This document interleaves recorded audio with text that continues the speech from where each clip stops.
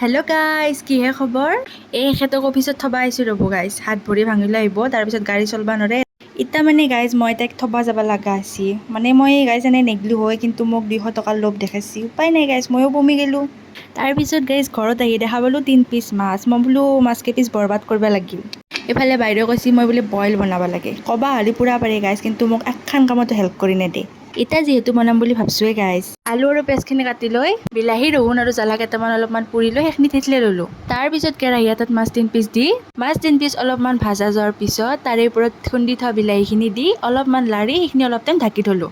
তাৰপিছত তাতে কাটি থোৱা পিঁয়াজ আৰু আলুখিনি দি তাৰে ওপৰত জোখমতে পানী দি জোখমতে নিমখ দি অলপ টাইম উতলিবা দিলোঁ।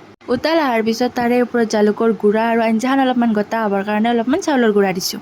আঞ্জাখন নামৰ আগতে তাৰে ওপৰত কেইটামান গোটা জ্বালা আৰু পাত ধনিয়া কেইটামান দিছোঁ। আৰু এতিয়া আমাৰ হৈয়ে গ'ল বইল মাছ।